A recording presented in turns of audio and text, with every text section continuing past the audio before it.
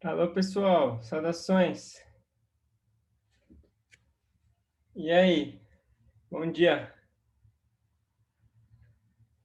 Beleza, Luana? Beleza, Gabriel? Beleza, Lucas? Tudo na boa? Por aqui tudo certo também. Bonjour, Rodrigo.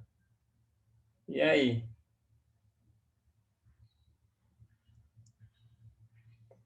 Bonjour, né? E aí, pessoal, como é que estão as coisas? Vocês chegaram a dar uma olhada na lista 3? Já começaram a explorar um pouco os problemas ali? Lida básica?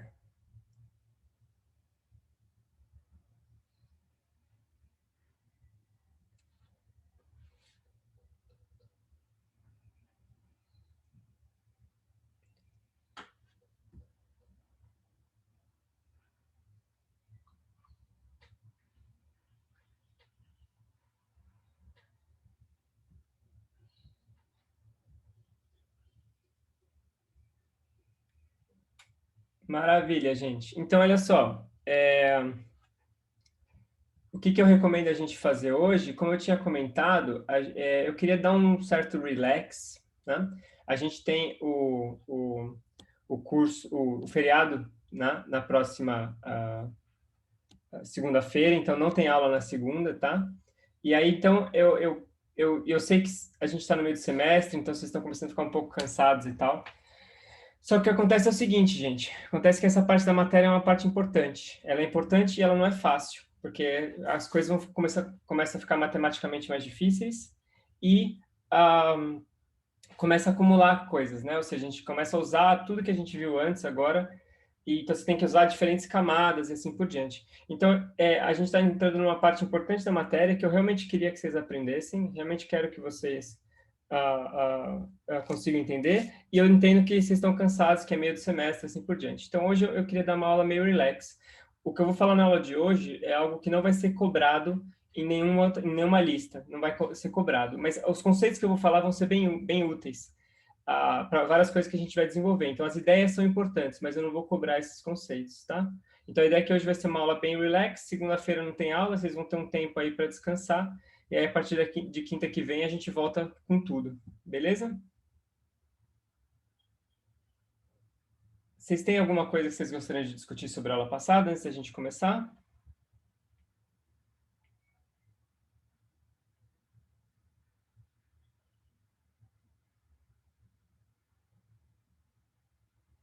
Beleza, pessoal. Então, olha só, hoje a gente vai começar falando sobre desculpa, o tema da aula de hoje como um todo vai ser métodos numéricos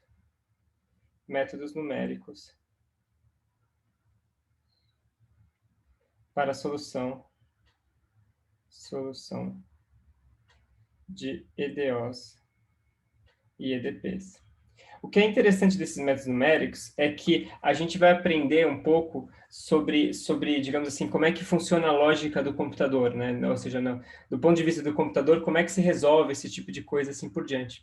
Só que a gente também vai a gente também vai aprender umas técnicas de discretização de derivadas que vão ser muito úteis. E é exatamente isso que eu queria começar falando, que é um negócio que chama diferenças finitas. Diferenças finitas. Diferenças finitas é uma forma de você aproximar uma derivada por uma diferença, né? E a gente vai ver que isso é muito útil e a gente vai ver exemplos disso fora do cálculo numérico, ou seja, a gente vai ver problemas teóricos que vão usar esse tipo de conceito de diferenças finitas. Então, é interessante que a gente motive isso daqui pensando em algoritmos, mas no fundo, isso aqui tem aplicações analíticas também bastante interessantes. Então, qual que é a ideia? A ideia é a seguinte, no curso de cálculo, vocês aprendem que a derivada de uma função f de x, f' de x, ela é o limite de Δx tendendo a zero, f de x mais Δx, menos f de x sobre Δx. E quando você está falando de um Δx, ou seja, infinitesimal, né, quando esse Δx vai a zero, é só isso que você precisa saber, essa é a definição e ponto final. A questão é que no computador, o ΔX sempre é finito. No computador, o ΔX é finito. Então, se você quer usar essa fórmula aqui para calcular a derivada, a gente vai estar cometendo um erro. Então, a gente vai definir isso daqui, a gente vai chamar isso de ΔF de f de x. A gente vai definir isso daqui como sendo f de x mais ΔX menos f de x sobre ΔX. Isso daqui é o que a gente chama de forward difference, né? Forward. O f é de forward. Ou seja, é a diferença para frente, né? E a ideia é que isso daqui é uma aproximação para a derivada. Então, para ΔX pequeno mais finito, isso é apenas uma aproximação.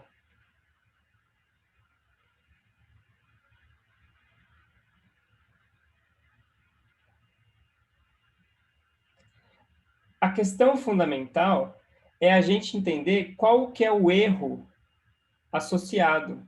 Essa é a pergunta que a gente tem que tentar responder. Qual o erro associado? Então, como é que a gente faz isso? Como é que a gente estabelece qual que é o erro associado a esse cálculo? A gente usa a série de Taylor. Série de Taylor.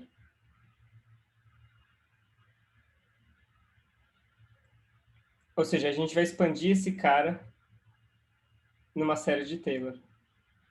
F de x, deixa eu colocar aqui embaixo. Mais f' de x vezes ΔX, mais f duas linhas de x sobre 2 fatorial ΔX ao quadrado, mais f três linhas de x ΔX ao cubo sobre 3 fatorial, mais tá. Deixa eu só perguntar para vocês agora, a título de curiosidade. Quem aqui, algum de vocês está achando estranho eu escrever uma série de Taylor assim? É porque, por algum motivo bizarro, nos cursos de cálculo, a gente aprende série de Taylor de um jeito um pouco diferente. Em geral, expandindo em torno de um x menos x0, alguma coisa assim. Isso daqui é normal? Ou seja, isso daqui é beleza? Ou vocês estão estranhando um pouco essa expressão aqui?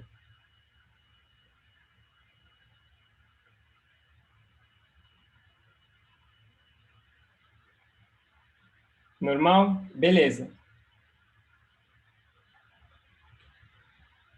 Porque só para esclarecer, né? Talvez vocês estejam mais acostumados com uma coisa do tipo assim, né? Eu tenho um f de x expandido em torno de x0. E aí aqui fica uma coisa do tipo assim, né?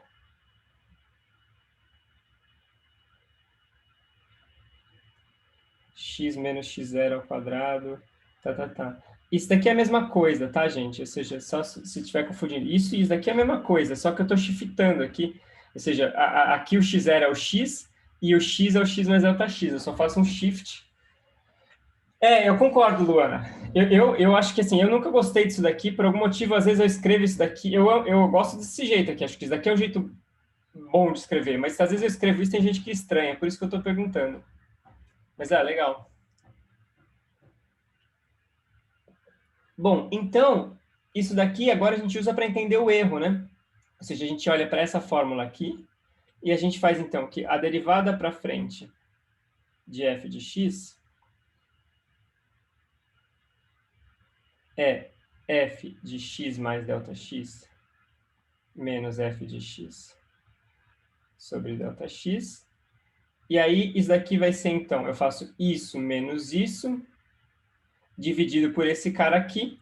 Isso daqui vai dar f' de x mais f duas linhas de x sobre 2 fatorial vezes ΔX mais f três linhas de x sobre 3 fatorial vezes ΔX ao quadrado mais tá. Oi, Tiago, o ΔX é um número. Isso, esse ΔX ele é finito, é um número pequeno ali, mas é um número. Isso, que nem o Alberto escreveu aí, Δx é o x menos x0, é uma diferençazinha. Então, né, ou seja, eu estou expandindo a função para um Δx pequenininho, então x pode ser um ponto ali, sei lá, x igual a 42, Δx igual a 0,1. Então, eu estou calculando a função em 42,1, comparando com a função em x igual a 42.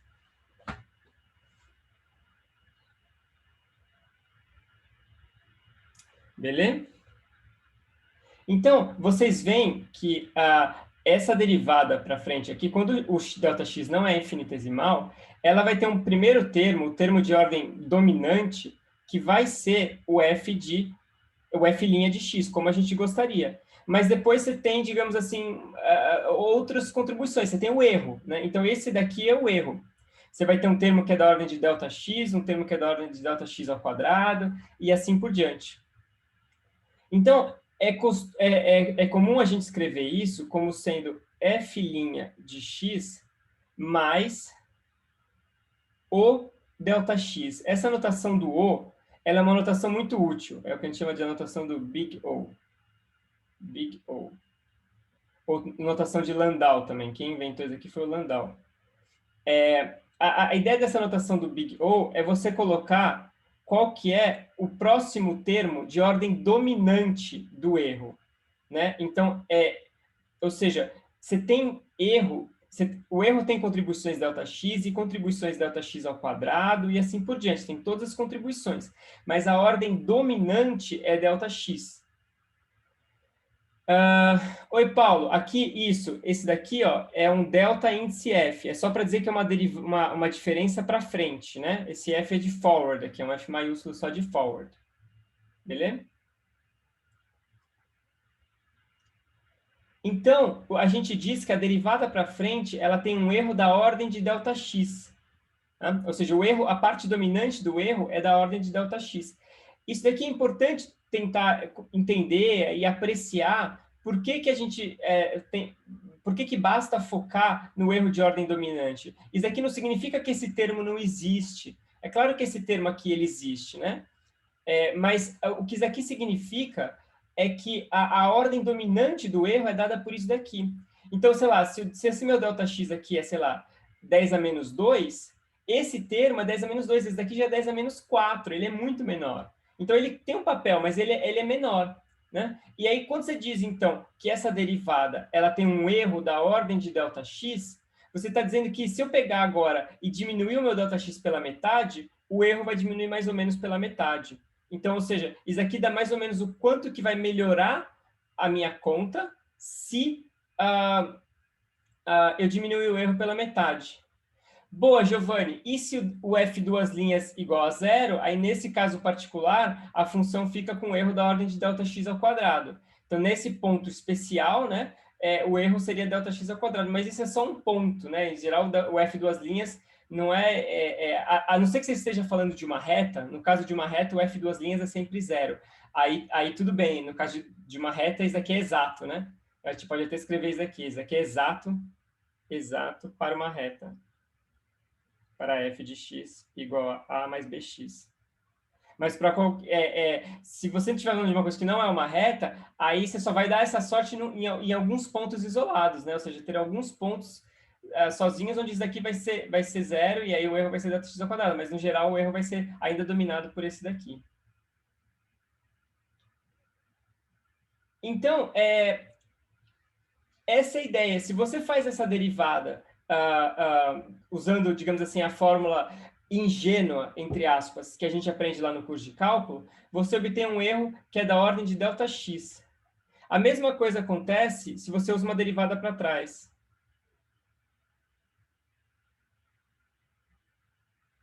Se você fizer um ΔB de f de x, definido como sendo um f de x menos um f de x menos Δx, dividido por Δx. Ou seja, se em vez de você derivar diferenciar para frente, você faz para trás, né? Isso daqui, e aí fica como exercício para vocês se convencerem, isso daqui vai ser f' de x menos f duas linhas de x sobre 2 Δx mais tá. Ou seja, continua sendo f' de x mais um erro da ordem de Δx. Então, derivar para frente ou derivar para trás dá no mesmo, a gente não ganha nada. Travou a tela, eu acho. Opa, minha tela travou? Voltou? Voltou. Ah, beleza, valeu, gente. Tudo bem, pessoal? Dúvidas?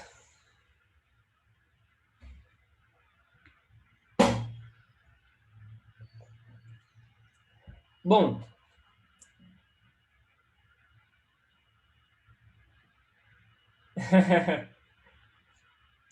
no entanto, a gente pode fazer muito melhor se a gente usar uma coisa chamada derivada centrada. É diferença centrada, perdão. Diferença centrada.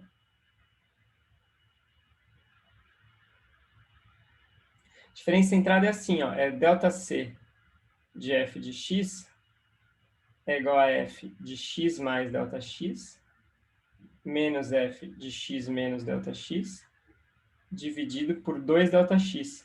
Eu vou um para frente e um para trás, e aí eu divido por 2Δx, porque a diferença que eu estou fazendo tem um Δx para frente e um para trás. Isso daqui, a gente vai ver que ele é muito melhor. Como é que a gente vê isso? Vamos escrever aqui a série de Taylor. Então, eu vou começar copiando essa série de Taylor aqui que eu escrevi antes. E eu vou fazer também a série de Taylor para o x menos Δx. Então, como é que fica? Eu vou colocar aqui embaixo, eu vou arrumando aqui. Como é que fica a série para o x menos Δx? Ó, aqui fica um menos. E aí, para fazer o x menos Δx, eu simplesmente tenho que trocar onde tiver uma potência ímpar, eu troco por um sinal de menos, tá vendo? Então,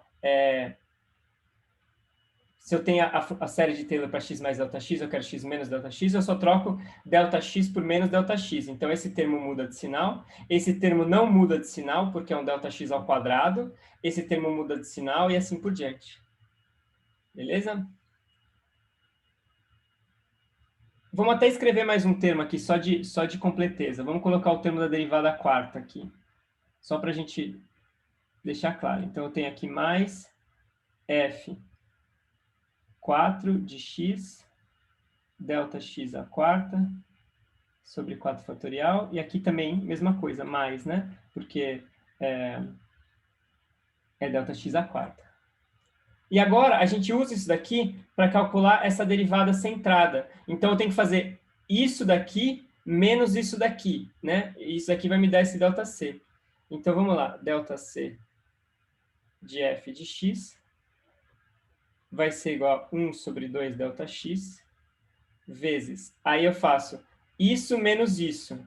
Você vê que esse termo cancela, esse termo não cancela, então dá 2 f' de x Δx. Esse termo agora cancela, e esse daqui não cancela. Então fica mais 2 sobre 3 fatorial f, 3 linhas de x Δx ao cubo, mais tá. Ou seja, isso daqui vai dar f' de x, mais uma coisa que vai ser f 3 linhas de x sobre 3 fatorial vezes Δx ao quadrado. Ou seja, a gente conclui que isso daqui, ele tem agora um erro, que é Δx ao quadrado. E isso daqui é espetacular, gente. Porque um erro Δx ao quadrado significa que se você diminuir o Δx pela metade, você reduz o erro que você está cometendo por um fator 4. Né? Isso aqui é muito mais significativo do que um erro linear. Um erro quadrático é muito bom, é muito melhor. E é absolutamente incrível que você consiga fazer um erro tão pequeno, fazer um erro tão, uma diferença tão grande no erro, com uma mudança tão pequena, né? Ou seja, isso aqui que a gente fez é super simples, ó. Eu poderia ter pego a derivada para frente ou pego a derivada para trás. Eu só peguei uma coisa que é centrada, simétrica. Só isso já faz toda a diferença. Então, é esse tipo de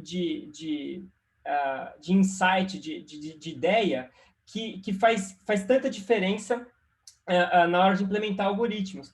Porque, ou seja, você tem que sacar que quando o Δx é finito, exatamente a forma como você calcula a derivada faz toda a diferença. Entendi. Olha, isso daqui é uma coisa que o pessoal em geral escreve assim mesmo, tá? Tanto faz, eu entendi o que vocês estão dizendo. A gente poderia escrever isso aqui como sendo um erro da ordem de ΔX ao quadrado. Tanto faz, as duas coisas são a mesma coisa. Porque o que importa, assim, é um erro da ordem de alguma coisa. Então, é comum o pessoal escrever isso aqui para fora, mas podemos colocar para dentro também, se vocês quiserem. As pessoas usam as duas notações, colocar assim, né? Tudo bem.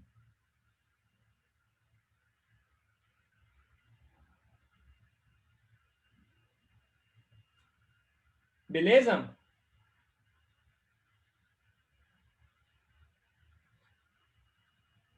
Perguntas, pessoal?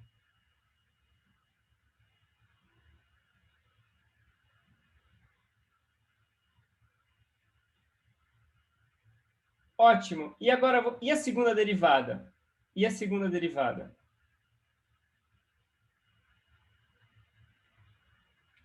Ou seja, como é que a gente agora faz uma fórmula para a segunda derivada? Então, a forma ingênua seria dizer, tentar fazer a segunda derivada como sendo a... Peraí, deixa eu fazer assim, né? Segunda derivada. F duas linhas de x. Então, a forma ingênua seria tentar fazer isso como sendo duas derivadas para frente. Assim, né? Então, a ideia é que a primeira derivada para frente vai dar f de x mais ΔX menos f de x dividido por ΔX. E agora eu faço outra derivada para frente. Então, aqui é uma parte que tem que prestar um pouquinho de atenção, tá, pessoal? Ou seja, o que significa outra derivada para frente? Essa operação ΔF, né, esse operador ΔF, o que ele faz é, ele pega a função e ele faz aquela função em x mais ΔX menos ela em x sobre ΔX. Então, quando esse cara atuar no primeiro termo, esse cara, a gente escreve ele assim, né? Menos 1 sobre ΔX, delta é índice f de f de x. Então, esse termo aqui é fácil, né? Esse daqui que está aqui, ele é f de x mais ΔX menos f de x dividido por ΔX. Agora, esse termo que está aqui na frente, a gente tem que tomar um pouquinho de cuidado. Ele vai ser f de x mais 2 ΔX menos f de x mais ΔX dividido por ΔX. Beleza? Então, a segunda derivada para frente, ela vai dar f de x mais 2 ΔX menos 2 vezes f de x mais ΔX mais f de x dividido por ΔX ao quadrado. Isso, esse ΔX aqui passa porque é um operador linear, né? O operador, ele atua em funções, então se tiver um número vezes uma função, esse ΔX aqui é um número, né? Ele passa batido.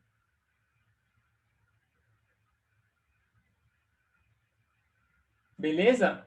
Só que isso daqui, se vocês fizerem a conta, eu vou, digamos assim, poupar a tortura, né? De expandir isso daqui em série de Taylor, etc. Isso daqui vai dar f duas linhas de x mais f três linhas de x vezes ΔX. Ou seja, isso daqui, o erro é da ordem de ΔX. Então, de novo, fazer duas derivadas para frente não é muito útil. Você obtém um erro que é da ordem de ΔX, é linear. Beleza? Bom, o que fazer, né? Uma outra possibilidade seria fazer duas derivadas centradas.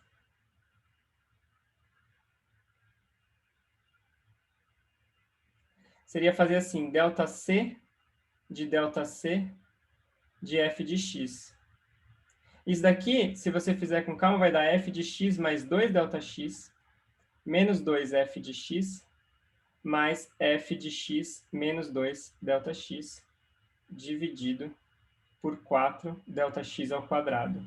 Eu estou pulando um pouquinho dessas contas porque elas ficam meio chatinhas, né, pessoal? Tipo essa daqui. Essa daqui a gente sabe o que fazer. Como é que você faz isso daqui? Você expande em série de Taylor, tem essa expansão em Taylor, essa expansão em Taylor, e aí você soma, subtrai os negocinhos aqui e vê o que sobra. Aqui é a mesma coisa, né? Faz as derivadas e vê o que sobra. O resultado é a f duas linhas de x mais 1/3, desculpa, 1/3, perdão, de f4 de x vezes ΔX ao quadrado.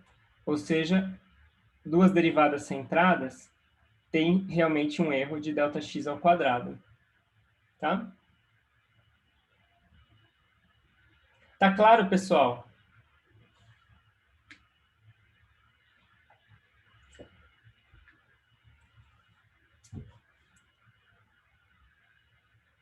No entanto, então isso aqui é bom, isso aqui não é ruim não.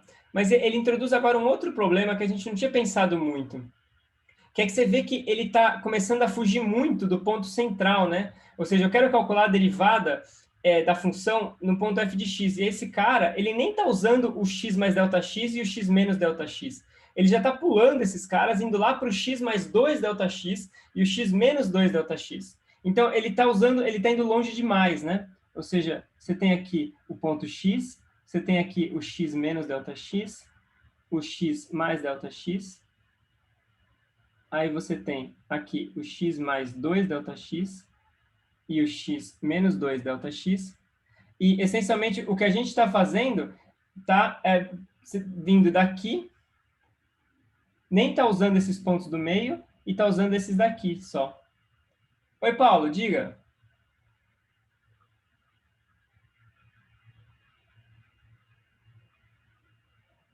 Perdão, Paulo, é f e v. Ficou feio aqui, né? É a quarta derivada. F4. Vou colocar aqui, 4. Beleza? Então, isso daqui não é ruim, mas ele começa a se afastar demais do ponto central. Existe uma forma, na verdade, de você obter o melhor dos dois mundos. Então, dá para obter o melhor dos dois mundos.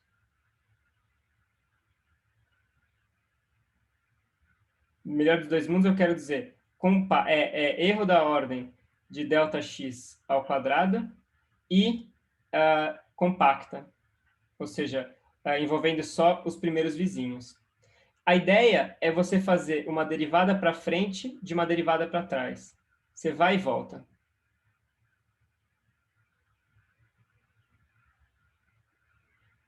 Por que você vai e volta? Porque, olha só, se eu faço a derivada para trás, eu fico com f de x menos f de x menos ΔX, dividido por ΔX. Aí aqui, então, abrindo, eu tenho esses dois termos aqui.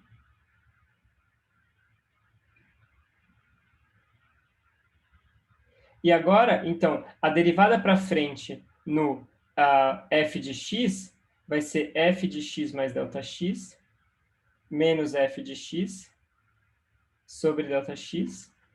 E a derivada para trás, desculpa, a derivada para frente no f de x menos ΔX, deixa eu colocar assim, vai ser f de x menos f de x menos ΔX dividido por ΔX. Né? Porque é a derivada para frente. Então, eu estou no menos ΔX, aí eu vou para frente no f de x menos onde eu estou. Ô, Alberto, com certeza, tem muito truque aqui, mas o truque, no fundo, é esse controle do erro. Isso daqui é assim, a coisa mais importante de computação científica, de cálculo numérico. É você ter esse controle aqui, né? Você saber o erro que você está cometendo. E aí, às vezes, você tem um monte de maracutaia para melhorar esse erro. Parece, assim, é malandragem, mas é uma malandragem focada em melhorar esse erro. Né? Essa é a ideia. Ou seja, o foco aí é sempre diminuir o erro. Então, olha só, o que a gente obtém aqui? Eu vou ficar com f de x mais ΔX, menos 2 vezes f de x, mais f de x menos ΔX, dividido por ΔX ao quadrado. E isso daqui dá para mostrar que ele é f duas linhas de x, mais f4 de x sobre 12, vezes ΔX ao quadrado. Ou seja, ele é um erro da ordem de ΔX ao quadrado. Beleza?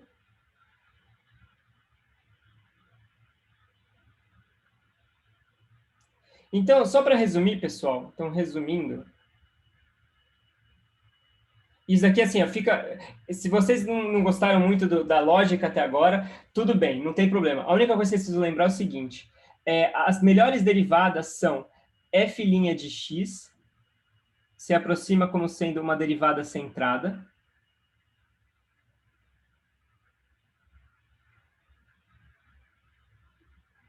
E f duas linhas de x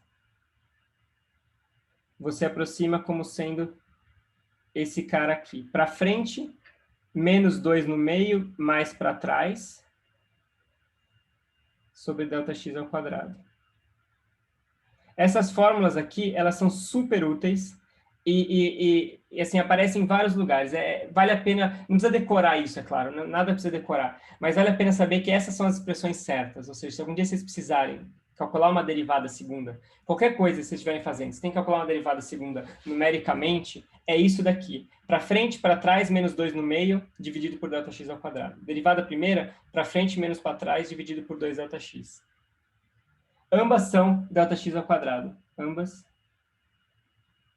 têm um erro que é da ordem de ΔX ao quadrado. Beleza, pessoal?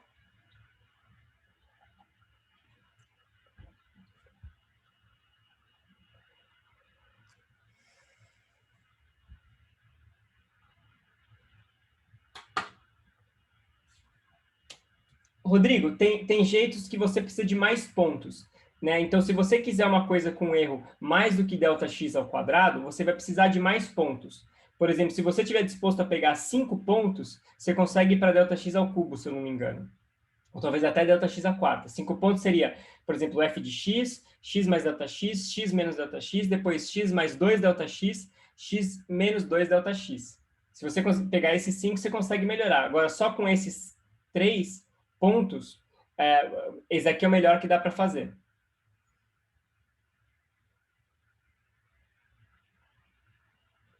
Então, mais ou menos, a gente vai ver que no caso de equações diferenciais vai aparecer uma coisa mais ou menos parecida. A gente vai falar um algoritmo, se você, por exemplo, usar uma matemática para resolver uma EDO, ele vai estar usando mais ou menos 10 pontos. Não é 1, não é 2, não é 3, é 10. Né? Só que ele faz isso de um jeito ligeiramente diferente, ligeiramente mais inteligente. Mas então dá. Assim, se a única coisa que você quer fazer é calcular a derivada, essas fórmulas são boas. Qual que é o problema? O problema é que você tem esse jogo entre o quão compacta é a expressão, né? Você consegue melhorar o erro, mas para isso você precisa pegar muitos pontos ao redor. E isso, ou seja, pode trazer certos problemas. Em geral, a gente gosta de manter a derivada como sendo uma coisa local, né? A derivada é a taxa de inclinação da função. Então, é uma coisa local. Quando a gente pensa numa função, no gráfico, a derivada é uma coisa daquele ponto. Então, se a gente tem que pegar pontos muito distantes para calcular a derivada, fica meio estranho, né? Porque a gente pensa que a derivada é uma coisa local. Esses 10 pontos vão dar um erro que pode ser da ordem 8, se eu não me engano, Arthur. ΔX elevado a 8. Eu vou falar mais sobre isso daqui a pouquinho.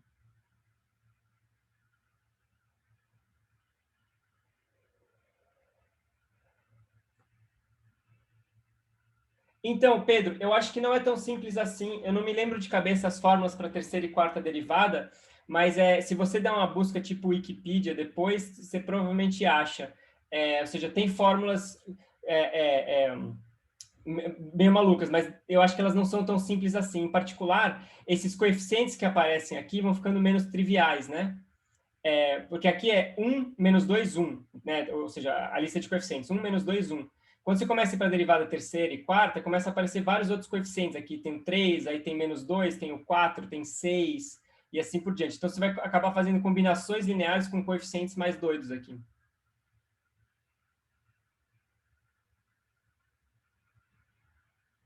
Beleza, pessoal? Então, olha só. Agora vamos falar um pouco sobre como é que o computador resolve EDOs e EDPs. Então, a solução de EDOs e EDPs.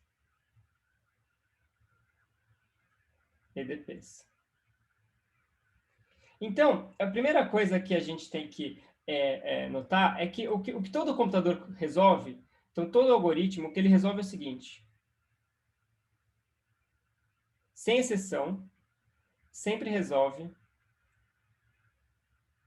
um sistema de equações de EDOs. Resolve um sistema de EDOs.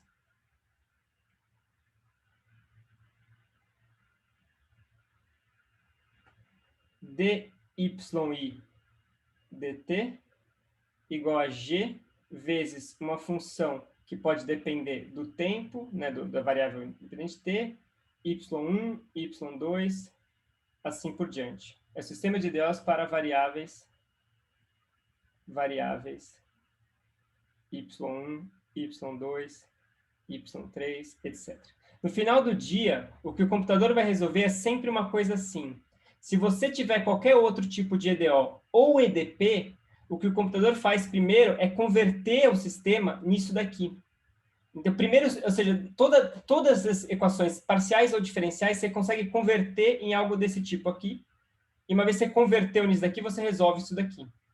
Então, qual que é a ideia? Né? Qual que é a ideia? Então, eu vou dar dois exemplos. Exemplo 1. Suponha que você tem uma equação do seguinte tipo. É oscilador harmônico forçado, y2 pontos mais 2 gama y ponto mais ômega ao quadrado y igual a um f de t. Como é que você converte isso para esse sistema? Então, deixa eu até rapidinho escrever aqui.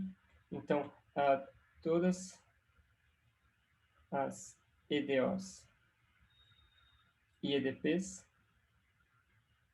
são convertidas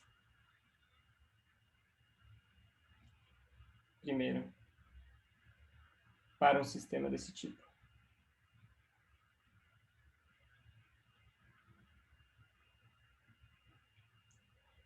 Então, vamos ver primeiro o caso de uma EDO de segunda ordem. Essa EDO aqui, ela é de segunda ordem, enquanto que esse sistema é um sistema de EDOs, eu até escrevi aqui, então esses aqui são EDOs de primeira ordem,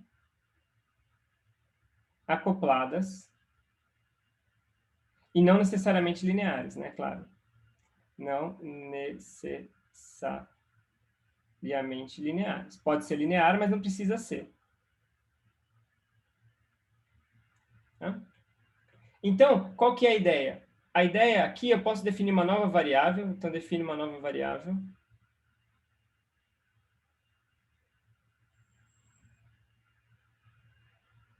R, que é y ponto. Seria a velocidade, né? Posso talvez chamar de v, vai? Chamar de v. V igual a y ponto. Então, agora, eu vou ficar com duas equações. Eu vou ficar aqui y ponto igual a v e v ponto igual a menos 2 gama v menos ômega ao quadrado y mais f de t.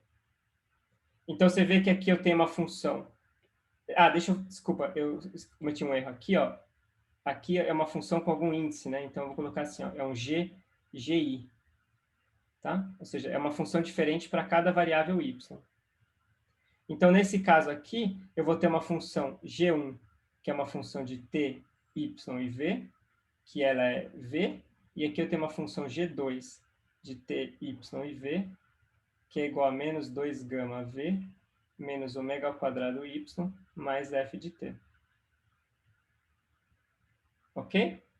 Então, você vê, eu converti uma EDO de segunda ordem em duas EDOs de primeira ordem. Então, uma EDO de segunda ordem é convertida em duas EDOs de primeira ordem. Certo? Então, isso daqui é comum. Se você usar uma matemática para resolver EDOs, o matemática vai fazer isso para você. Ou seja, no matemática você pode entrar com essa equação e ele vai automaticamente fazer isso, você não vai nem ficar sabendo. Isso daqui está por debaixo dos panos. Em outras linguagens, Python, etc., em geral, o que se pede é algo nesse formato já. Então, você tem que fazer isso primeiro, o que não é muito trabalho na maior parte dos casos. Ou seja, Isso aqui, em geral, é bem tranquilo, né? Esse passo daqui para cá é facinho. Então, em geral, o que os algoritmos te pedem é um sistema desse tipo aqui. Essencialmente, o que o algoritmo pede são as funções G, né? É isso que você tem que dar para eles. Tem que dizer, ó, eu tenho as seguintes funções, G1, G2, é isso que eu tenho que dar. É um vetor de funções, uma lista de funções. É isso que o algoritmo vai pedir. No matemática, um pouco mais bonitinho, você pode escrever ela desse jeito fofinho, assim. Tudo bem, pessoal?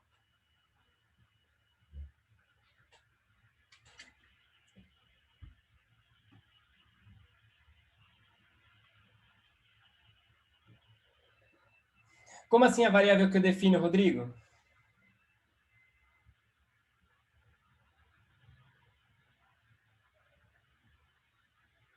Isso. Ou seja, não, esse daqui, esse truque que eu usei, ele é um truque conveniente para EDOs desse tipo aqui. Sempre que você tem EDOs assim, né, que aparece muito em mecânica, né? Aí você sempre pode usar esse truque aqui. Inclusive, no curso de mecânica analítica, quando vocês discutirem a formulação hamiltoniana da mecânica analítica, vocês vão ver que isso daqui aparece naturalmente. Né? E, rapidinho, então, Rodrigo, não é linear, nesse caso foi linear, mas poderia muito bem ser não linear. Então, por exemplo, vamos dar um exemplo não linear aqui, né? Vamos dar um exemplo 1.1 aqui. Sei lá, y duas linhas, mais 2 gama y ao quadrado, mais ômega ao quadrado, y ponto ao quadrado, mais ômega ao quadrado y igual a f de t.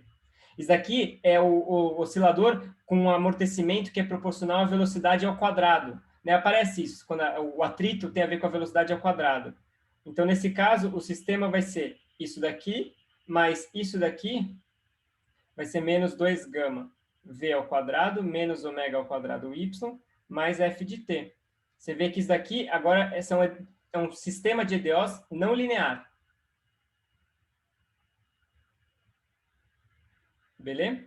E aí, Arthur, a forma como o computador resolve, a gente vai discutir. Não é autovalores e autovetores, não. É outro método, são outros métodos. Então, a gente vai agora primeiro falar sobre como escrever as coisas desse jeito, ou seja, a gente escreve as coisas do jeito que o computador vai resolver, e depois o computador tem uma série de algoritmos para resolver esse tipo de equação. Esses G são funções dadas, Paulo. Então, o que você especifica num código é assim, é a lista de funções G. Elas definem a sua EDO, né? A sua EDO ela vai ser definida por várias funções G, uma para cada variável.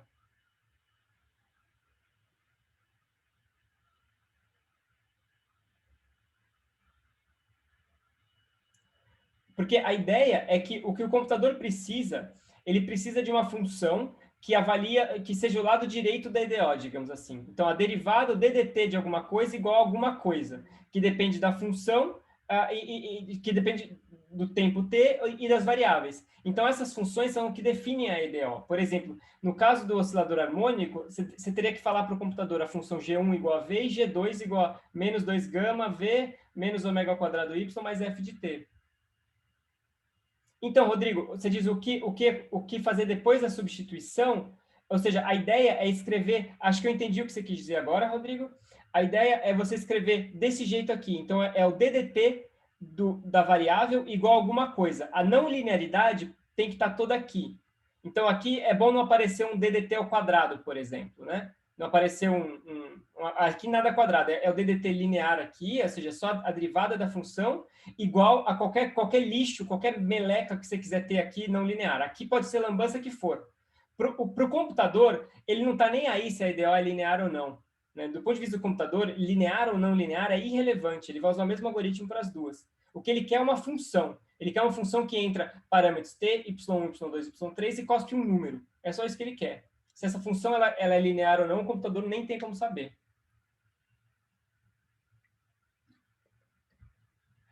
Faz sentido?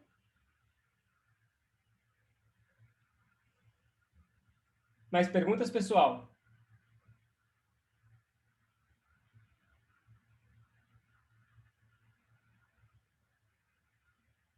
Boa. Vamos falar de um outro exemplo agora. Vamos falar do caso de EDPs. Então, 2, EDP, EDP. Como é que a gente transforma EDP em EDO? Então, eu vou usar um exemplo aqui, que é a equação do calor, que a gente estudou na aula passada, nas aulas passadas. E eu vou considerar um problema específico, para a gente assim, ter algo concreto. Então, eu vou considerar o problema assim, UT igual a alfa UXX, e vamos considerar condições de contorno de Dirichlet. U de 0 e T igual a U de L e T igual a 0, U de X e 0 igual a uma certa função U0 de X. Então, eu vou considerar exatamente o problema que a gente resolveu nas aulas passadas, tá? Se a gente entender a lógica por trás disso daqui, a gente consegue fazer isso para qualquer outro tipo de EDO, tá? Então, o importante é usar isso aqui só para entender o raciocínio. Qual que é a ideia? A ideia é discretizar o espaço. A gente discretizamos o espaço. Então, a gente pega essa reta aqui, né? Tá aqui o 0, tá aqui o L, e a gente vai discretizar isso agora em pequenos quadradinhos aqui, definindo um certo espaçamento ΔX, e a gente vai definir, então, XJ como sendo igual a J vezes ΔX. Deixa eu colocar aqui, onde esse J é igual a 0, 1, 2, 3, até um N, sendo N igual L sobre ΔX. Be wise, discretize. Isso aí, Rodrigo. Be wise, discretize. Essa é a melhor frase. Discretize. Beleza? Então, a ideia é que eu vou escolher um ΔX pequenininho, né? E eu discretizo o meu espaço aqui em pequenos pedacinhos de tamanho ΔX. Né? E aí eu também defino U no ponto XJ de T, eu vou definir isso daqui, vou chamar de UJ de T. Né? Então, agora eu tenho várias variáveis, o 1, o 2, o 3, assim por diante. E o que eu vou fazer agora, eu vou aproximar a derivada segunda. Aproximo o xx, né, que é del2u del x2, como sendo u j mais 1 menos 2 uj mais u j menos 1 sobre ΔX ao quadrado. É exatamente a diferenças finitas que a gente tinha visto antes, né? Diferenças finitas.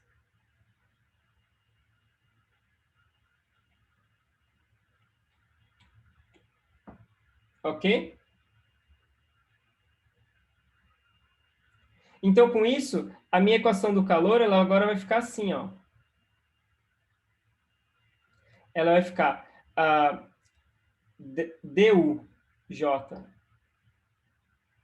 dt igual a alfa sobre ΔX ao quadrado, uj mais 1 menos 2 uj mais uj menos 1. Isso daqui para j igual a 0, 1, n, etc. Ou seja, eu converti a EDP em um sistema de EDOs acopladas. Né? Ou seja, agora eu tenho EDOs acopladas para as variáveis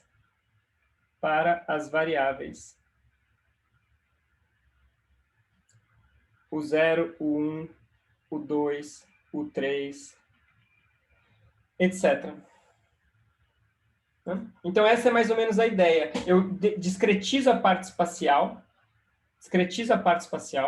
né, em pequenos quadradinhos ΔX, e aí, com isso, eu acabei de converter uma EDP num sistema de EDOs. E agora isso daqui tem o formato que a gente tinha discutido antes. É a DDT da variável igual a uma certa função que depende das outras variáveis. Faz sentido, pessoal? Perguntas?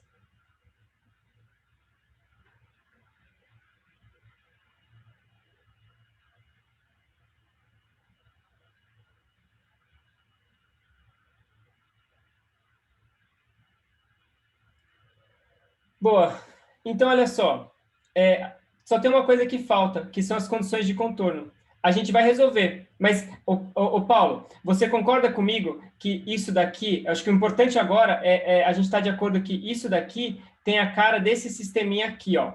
Eu acho que é isso que é importante. É isso que eu queria que a gente visse, que eu consegui converter para esse tipo de sistema aqui. Isso você concorda? Ou ainda não está claro?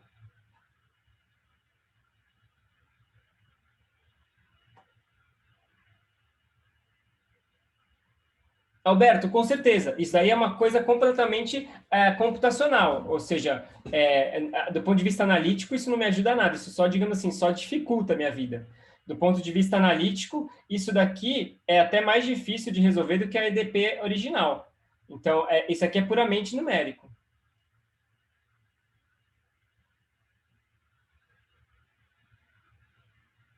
Deixa eu ver aqui, então, Paulo, como é que a gente resolve esse sistema? Ou seja, a gente vai ver como é que o computador resolve esse sistema. Do ponto de vista analítico, é mais difícil resolver. Até que dá. Esse caso em particular dá, mas é mais difícil, porque é um sistema de EDOs acopladas. Mas do ponto de vista do computador, a gente vai ver que é bem fácil resolver esse tipo de sistema. Então, Luana, peraí, deixa eu já te respondo. Mas antes disso, Rodrigo, as variáveis, ou seja, as variáveis continuam sendo tempo e um conjunto que eu chamei de us, né? Rodrigo, ou seja, lá eu chamei de y, aqui eu chamei de us, mas é a mesma coisa, né?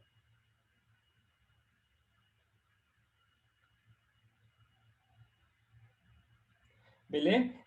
E aí, então, Luana, como é que foi feita a discretização? A ideia é que eu tenho, vamos melhorar esse meu desenho aqui, eu tenho aqui o U, né? E eu tenho em vez de pegar o U como sendo uma função contínua, aqui, né? Eu vou agora discretizar esse U e pegar ele em pontos específicos do espaço, né?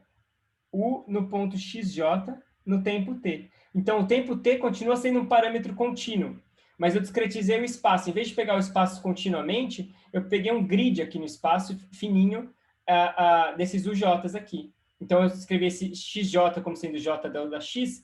Então, eu tenho esse intervalo 0 a L, né? Então, o j igual a 0, x igual a 0. Aí, 0 Δx, 2 Δx, 3 Δx, 4 Δx, até n Δx, onde o n é L sobre Δx, né? Então, o xn, deixa eu até colocar aqui, né? O xn, ele é L sobre Δx, vezes Δx ele é igual a L.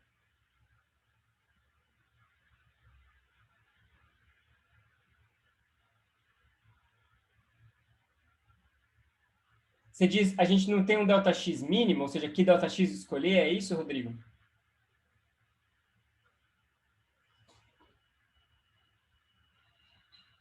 Ah, entendi. Não, na física a gente não tem, não existe, até onde a gente sabe na física, não existe um ΔX mínimo, né? Não existe uma distância mínima natural.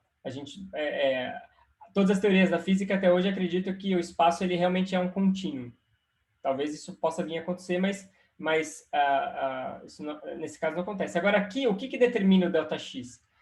O que determina ele, no fundo, é uma questão de suavidade da solução, né? A solução, como a gente viu nos exemplos, a solução ela é suave, né? E, portanto, se eu for diminuindo esse ΔX cada vez mais, eu vou tender a convergir para alguma coisa. Então, mas o comprimento de Planck, ou seja, existe uma escala de comprimento associada à escala de Planck, ok, mas isso não significa que o espaço tenha que ser discretizado nessa escala, né? A gente não tem nenhum experimento dizendo que o espaço nessa escala tem que ser discretizado. Existe um comprimento de Planck, mas isso não significa que a natureza realmente esteja discretizada dessa forma. E, bom, né, de qualquer forma, aqui a gente está falando de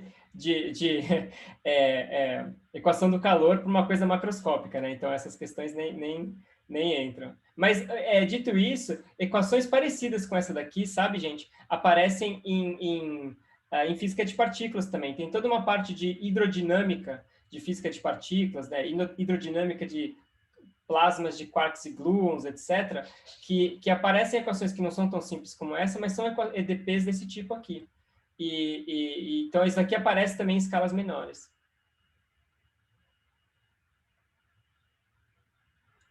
Boa, João. Não só para a equação de Poisson, mas para todas as equações, o critério que você usa para discretizar o ΔX, ele é sutil. O critério, no fundo, você tem que usar o ΔX pequeno o suficiente para a coisa convergir. O que a gente faz normalmente é usar um ΔX e depois usar, sei lá, metade desse ΔX. Se o resultado não mudou por nenhuma casa significativa, né, até tantas casas de precisão que você queira, então a gente diz que convergiu. Não existe uma fórmula fechada para o ΔX. Isso aí tem que realmente ser visto caso a caso. E quanto menor o ΔX, maior a precisão que você vai obter. Então, isso aí também está relacionado com a precisão que você está interessado. Giovanni, em R2 e R3 vai ficando mais complicado, mas também discretiza do mesmo jeito. Você vai discretizar o R2 e o R3 ou num quadrado, ou num cubo, assim por diante. Tá? O erro para o caso do R2 e R3, Rodrigo? Ele continua sendo proporcional a esse cara ao quadrado, porque como a gente está usando a derivada centrada, desculpa, essa derivada aqui, que o erro é da ordem de ΔX ao quadrado, o erro vai continuar sendo da ordem do grid ao quadrado. Não é só porque é R2 ou R3 que o erro piora. Eu esqueci de dizer, existe um outro método, né? Eu vou colocar aqui até, existe um outro método,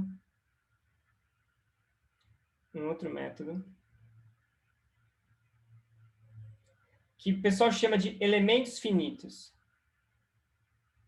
Elementos finitos. Tá? Elementos finitos é diferente de diferenças finitas.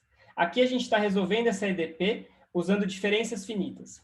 Elementos finitos, você vai expandir a função numa base de funções. Né? Então, você escolhe uma base de funções, que tem várias, assim, tem toda uma literatura de quais funções escolher, e você expande essa função com uma combinação linear dessa base de funções.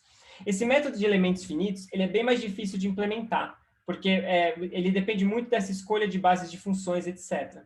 Mas ele também pode ser muito superior. Então, sei lá, se você pegar as EDPs que o pessoal está usando para resolver a previsão do tempo, ou alguma coisa parruda e difícil, né? Tipo previsão do tempo, equação de Navier-Stokes, o pessoal lá da Embraer resolvendo para encontrar, sei lá, as propriedades lá do avião, eles vão estar com certeza usando elementos finitos, mas é uma coisa bem mais sofisticada. Se você quer resolver uma EDO assim, de forma simples, aí vai ser diferença finita e não elementos finitos. Esses elementos finitos aqui é outra coisa, tá? Mas só fica de curiosidade.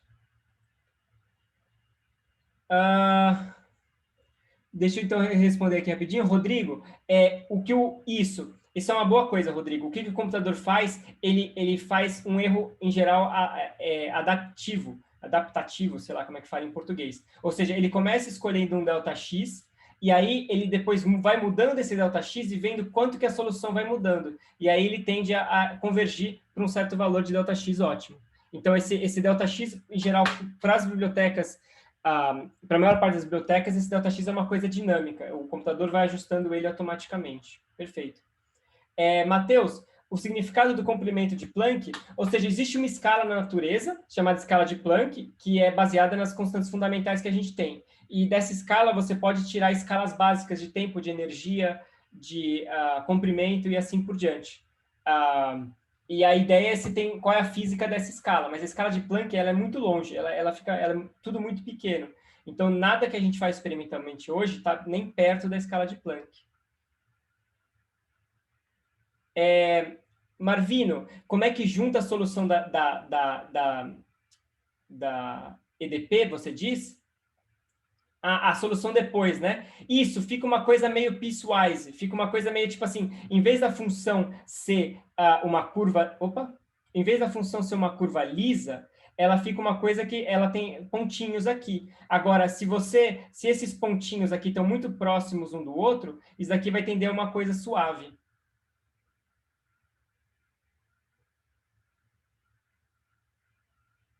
Isso, Giovanni, você tocou numa pergunta perfeita.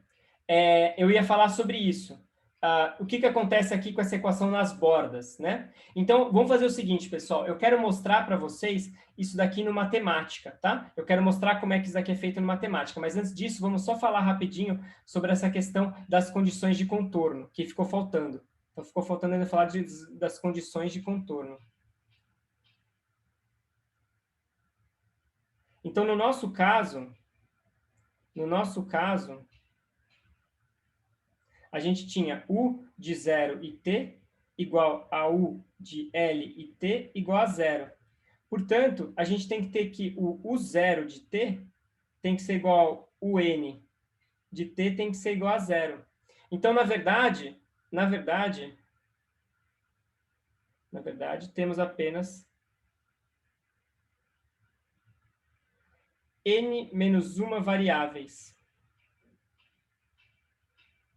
U1, U2,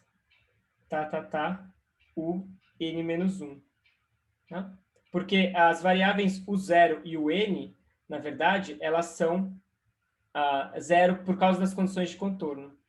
E aí a gente tem, então, essa equação aqui, dt igual a alfa sobre ΔX ao quadrado, uj mais 1 menos 2 uj mais uj menos 1. E isso daqui, na verdade, só vai valer para o j indo de 2 até n menos 2. Porque esses dois casos aqui, ó, eu tenho que tratar eles de forma especial. Né?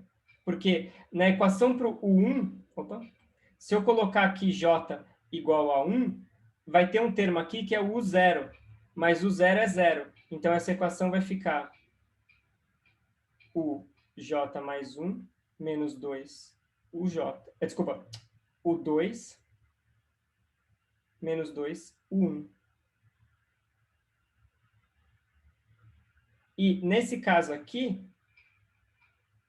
eu vou ter esse termo aqui que vai ser o UN e que vai ser 0.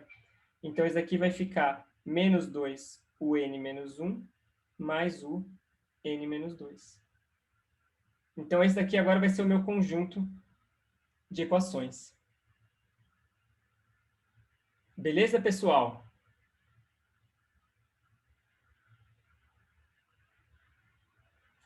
Então, deixa eu mostrar para vocês agora como é que isso daqui é feito.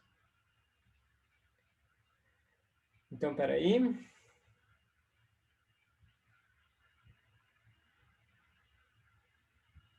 Ok, gente. Então, vocês devem estar vendo aí o meu... Opa, desculpa, o Matheus, você tinha... O Luana, não tinha 2 ali. Tinha um 2 que estava errado, perdão. Não era para ter 2, não. Matheus, como assim que eu ajusto as condições de contorno?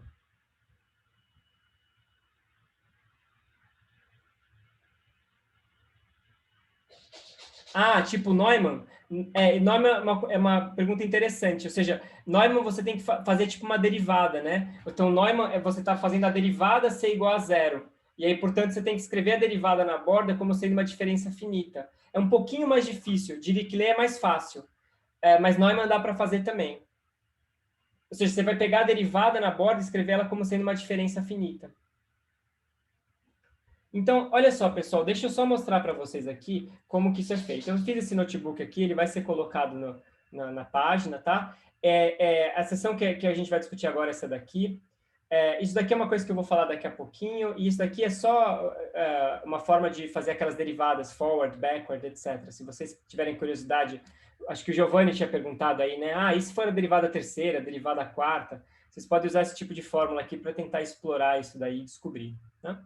Mas o que eu queria falar é sobre essa seção aqui agora, de PDEs e diferenças finitas. Então, olha só, pessoal. O matemática, ele assim como no caso de EDOs, ele simplifica um pouco a nossa vida e ele permite que você resolva a EDO direto. Então, aqui, eu estou simplesmente escrevendo qual que é a EDO e resolvendo. Ó. Deixa eu pular umas linhas aqui para você ver o que está acontecendo. Ó, eu vou pular várias linhas aqui para a gente ver o que está acontecendo. Então, o que você dá para matemática é isso daqui. Você fala, ó, eu vou resolver a equação do calor, então eu tenho uma função u de x e t, e a derivada dessa função com relação a t igual a derivada dessa função com relação a x, né? Então, primeiro em t, segundo em x. Aí eu vou colocar aqui as condições de contorno. Então, u de 0 e t igual a 0. Nesse caso, eu estou usando o L igual a 1. Né? Então, u de L e t igual a 0. Eu estou colocando condições de Dirichlet aqui. E eu estou colocando aqui condições iniciais. Então, eu estou colocando condições aqui que, se eu não me engano, é o problema da lista 1. Da lista 3, né? O problema 1 da lista 3. Então, eu estou usando condições iniciais u de x e 0 como sendo x1 menos x. E aí, então, eu dou tudo isso daqui como uma lista. Ó. Essas chaves que começa aqui e termina aqui é uma lista. Então, isso aqui define o meu problema por matemática, né? Que nem quando a gente escreve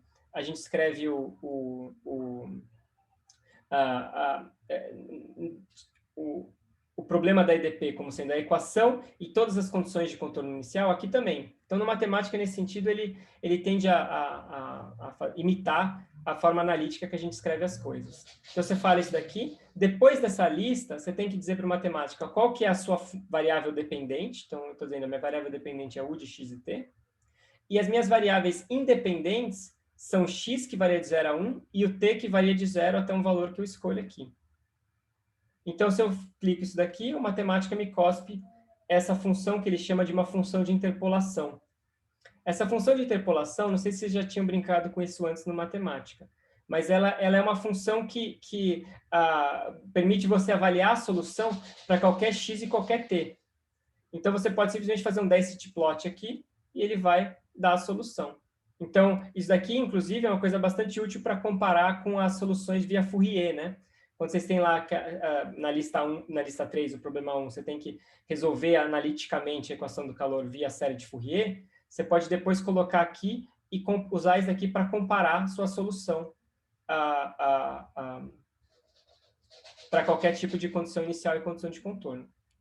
Agora, o que eu vou fazer, eu vou resolver da forma discreta. Então, eu vou fazer o que o matemático está fazendo debaixo do capô e o que em muitas outras bibliotecas você teria que fazer explicitamente.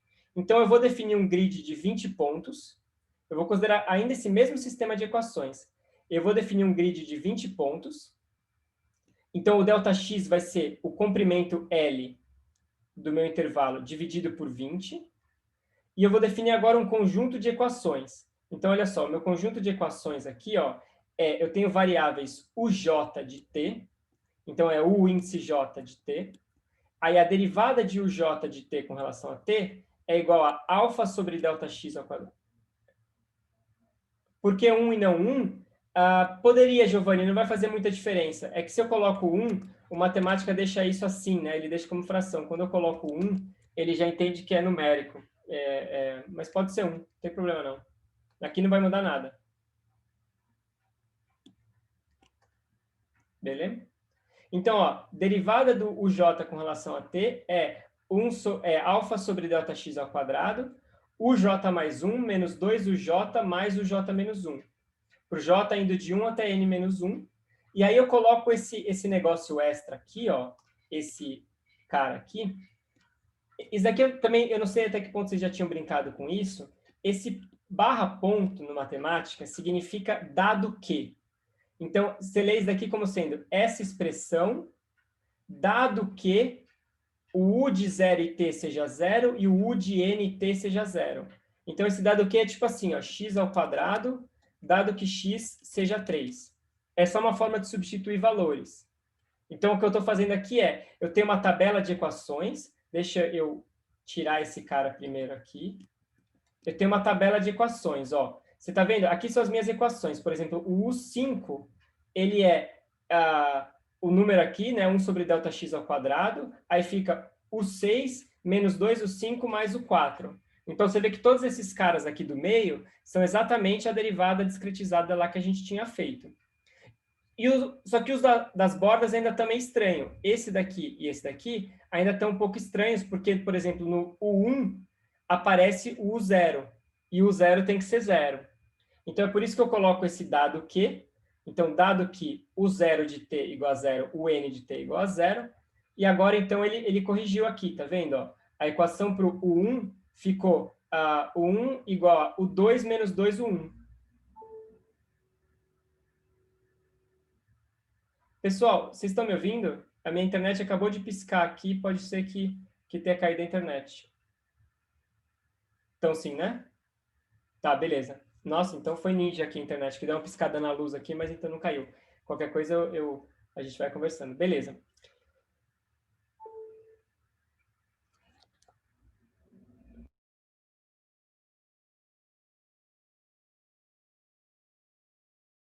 De novo, piscou de novo a luz. Vocês ainda estão aí?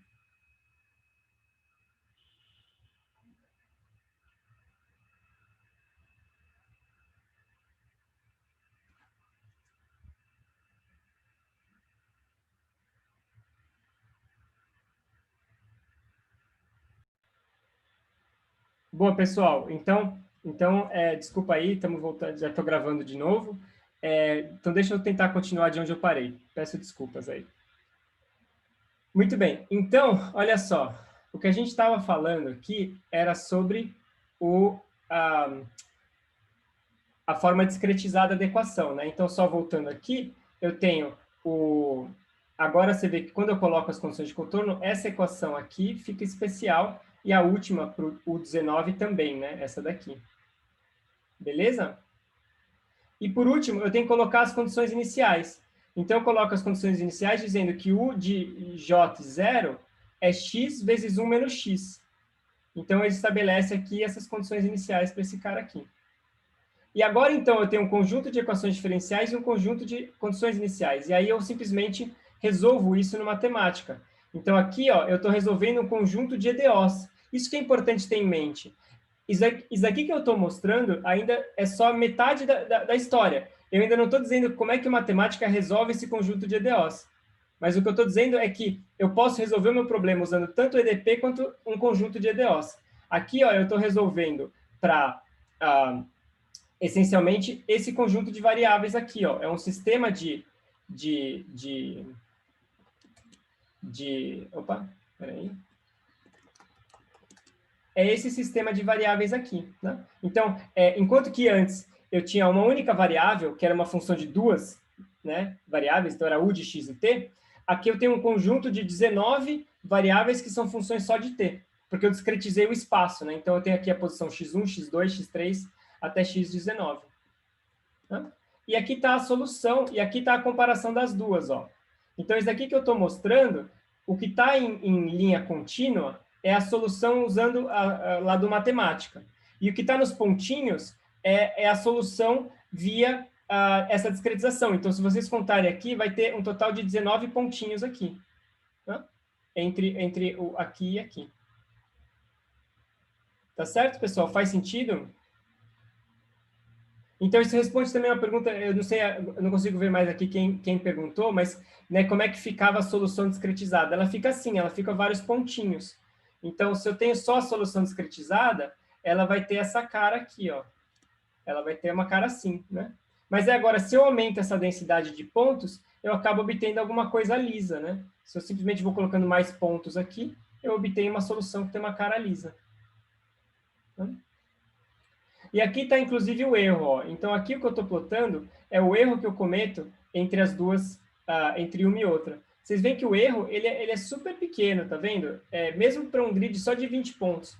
Então, isso é bastante incrível, assim, ou seja, eu tenho um espaço que é contínuo, né? O x ele varia real entre 0 e 1, e eu faço uma discretização aí de 20 pontinhos só e já é muito bom para o meu caso. Isso tem a ver com o fato da solução ser muito suave.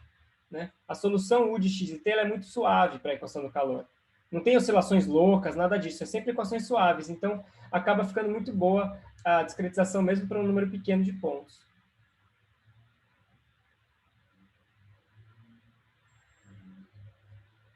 Faz sentido, pessoal?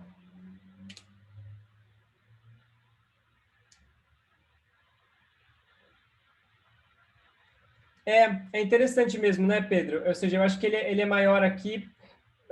Eu não tenho uma boa intuição. Se você tiver, eu realmente não tenho uma boa intuição de por que aqui ele é maior. Eu acho que talvez porque a própria função é maior, né? Ou seja, as funções são grandes aqui, então o erro acaba sendo grande. Se a gente calculasse os erros relativos, talvez fosse diferente, né? fizesse o erro relativo, talvez desse outra coisa. Pode ser, talvez, pode ser, né, Giovanni? Talvez aqui, como você está forçando a função a ter um valor aqui nas bordas, você está ajudando. É, isso aí, Pedro. O erro, Rodrigo, ele tá associado com derivadas de ordem maior, né? Porque quando a gente usa a diferença finita para calcular a derivada, o erro cometido tem a ver com derivadas de ordem superior, né? Então, a quarta derivada, nesse caso. No caso dessa diferença finita aqui, né? A gente viu que o erro era proporcional à quarta derivada. Portanto, o erro tem a ver com quão suave é a função. Para uma reta e para uma parábola, é exato. Mas para uma função que muito, assim, que não é suave, o erro tende a ser maior. Deixa eu ver, Matheus. Ah, você diz assim, parece que a distância horizontal aqui é maior, né? Tipo, você olhar para esse ponto e esse ponto aqui, né? É verdade. As distâncias são sempre as mesmas, né? É verdade. Ou seja, a distância horizontal daqui para cá é a mesma distância horizontal daqui para cá. Verdade.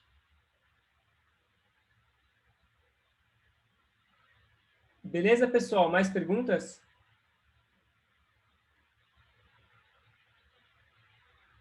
Então, assim, se vocês querem resolver só para checar a resposta, etc., vocês não precisam fazer todo esse trabalho, né? Como eu disse, o que está sendo feito aqui é para tentar explicar para vocês um pouco o que o computador está fazendo. A gente não precisa saber fazer isso daqui, a gente pode usar isso daqui, ó. Isso daqui é muito mais simples, né?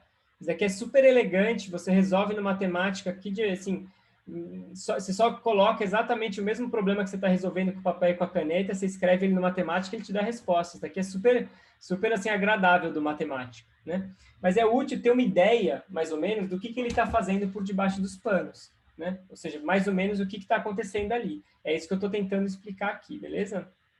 Mas do ponto de vista assim, pragmático, se você quer só checar a sua resposta, isso daqui é suficiente.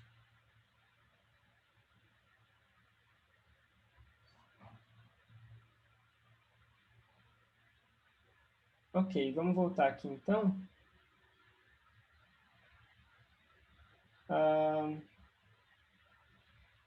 Então, só um minuto, pessoal. Deixa eu me conectar aqui.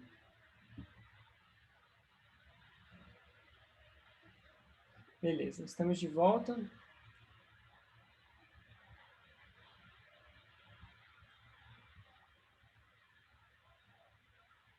Boa, Rodrigo. É isso que eu ia falar agora. Então, e a EDO, né? Como é que agora a gente resolve as EDOs? Como é que matemática resolve EDO? Então, é exatamente isso que eu queria falar até o restante da aula. Então, olha só. Vamos falar agora, então, né? Solução de EDOs. Rujicuta é um dos métodos. Matemática não usa Rujicuta, não. Rujicuta é um método ainda popular em alguns casos, mas ele é bastante ultrapassado. Tem métodos muito melhores.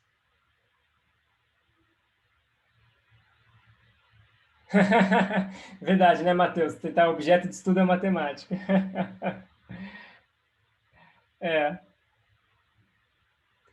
Então, como é que é a ideia? Como a gente tinha visto, essencialmente, a gente tem que se preocupar com uma coisa desse tipo aqui, ó. Eu vou considerar uma única variável, tá? Eu vou considerar, por simplicidade, o caso que você só tem uma variável. Mas a lógica se aplica para várias, porque quando eu tenho várias EDOs acopladas, o método de resolução vai ser o mesmo quando eu tenho um sistema ou quando eu tenho uma só. Então, eu vou focar nesse daqui por simplicidade, tá? Tem, Francisco? Tem, mas isso daí, os outros métodos do matemática também tem isso. Quando você quer estudar um sistema que ele é mecânico e a energia se conserva, existem métodos específicos para isso, né? Existem métodos assim, desenhados especificamente para conservar energia ou para conservar uma outra coisa que acaba sendo até mais importante que energia, que é o que a gente chama de volume no espaço de fase. Então, tem os métodos chamados simpléticos. Eles são desenhados para preservarem volumes no espaço de fase. Vocês vão ver isso talvez um pouco em mecânica. Mas o erro que se comete ao não conservar energia, em geral, também é pequeno. Esses métodos modernos, eles são tão precisos, não o Ruji-Kunta, mas os métodos modernos são tão precisos que o erro que se comete de conservação de energia, em geral, é muito, muito pequeno. Então, qual que é a ideia, né? A ideia agora é eu resolver uma equação desse tipo aqui. Bom, ou isso ou um sistema disso daqui, né? Tanto faz, né? A gente vai resolver uma só. Então, a ideia básica é a gente fazer agora uma diferença finita no tempo. Diferenças finitas no tempo. Então, a gente pode discretizar o tempo como sendo, a gente vai definir um Tn, como sendo um n delta t, esse n sendo 0, 1, 2, 3, 4, assim por diante, né? A gente não precisa colocar um limite superior para esse cara aí, porque, ou seja, a gente pode ir com o tempo até onde a gente quiser, né? Alberto, se eu aprendi esses métodos computacionais, tem disciplinas de cálculo numérico, tem várias disciplinas legais hoje em dia de métodos computacionais. Tem uma de métodos computacionais em física do Luiz Gregório, tem uma outra que chama física computacional. Todas elas vão discutir isso daí. Não só cálculo numérico, mas tem as matérias do IFUSP, sim. Na minha época não tinha, na minha época tinha só cálculo numérico. Eu vi um pouquinho em cálculo numérico, mas acabei aprendendo o resto por conta própria mesmo. Mas hoje em dia tem algumas matérias bem legais sobre isso, oferecidas pelo próprio IFUSP. Pô, Rodrigo, não vale muito não, aí sacanagem, os caras são meus amigos ali, o pessoal é mó bom, os professores. Tudo isso é muito difícil, porque quando você fala em métodos numéricos, você tem muitas tarefas, né? Então tem muita coisa para fazer. O que significa... Boa, Rodrigo! Então, assim, depende um pouco do que você quer especificamente, né? Esse tipo de coisa você realmente aprende bastante usando, tem que chegar lá e fuçar e tal. Mas então vamos lá, pessoal. Olha, a ideia então é discretizar o tempo, tá? E eu vou também discretizar, eu vou chamar yn como sendo y no tempo tn, né? Então a ideia é que eu vou escrever o método mais simples, né? Então o método ingênuo, digamos assim. O método ingênuo seria eu escrever dy dt como sendo uma forward difference. Então é y de n mais 1 menos y de n sobre delta t, né? Então isso aqui seria forward difference.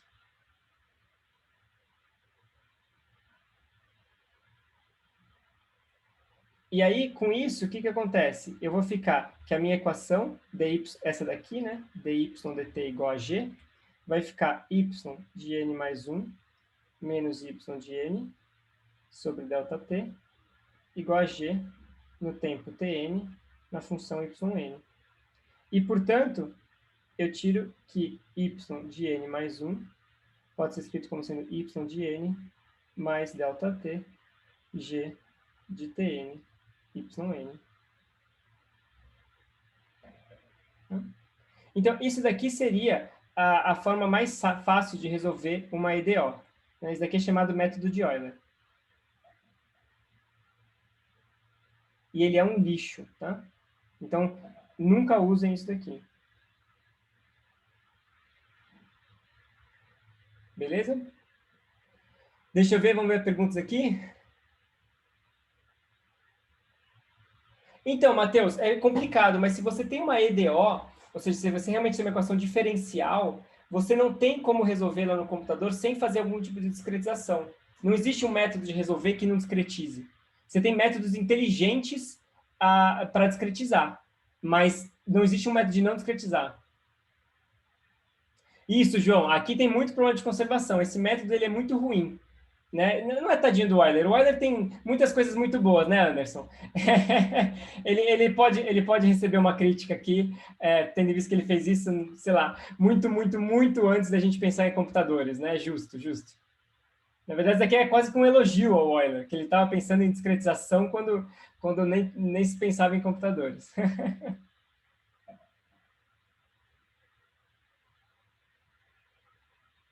Bom, então, deixa eu tentar falar como é que seria uma alternativa para o método de Euler.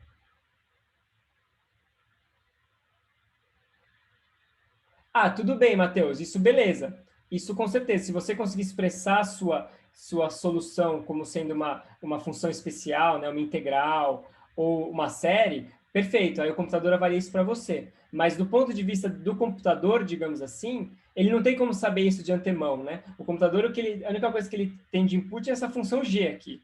Então, no fundo, o que você dá para o computador é uma função g. E ele tem que se virar nos 30 ali para conseguir, dessa função g, integrar a solução. Ou seja, para uma função g geral, que ele não sabe mais nada dela, né? Que é uma caixa preta.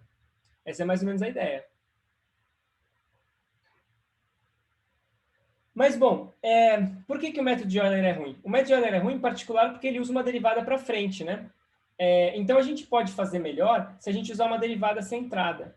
Então, existe um método para isso, que chama método de midpoint. Que é um método muito melhor. Ele é super simples, mas ele é infinitamente superior. E eu acho que ele ilustra bem qual que é a ideia geral de vários desses métodos. Então, a ideia é eu considerar não só o meu tempo Tn e o Tn mais 1, mas eu considerar também um ponto Tn mais meio, ou seja, aqui no meio do intervalo. Então, a ideia do método midpoint é, eu quero evoluir daqui para cá, né? Esse tipo de fórmula, é sempre útil pensar nisso como uma regra de atualização, de update. Eu quero atualizar a solução aqui, dada a minha informação sobre o passado.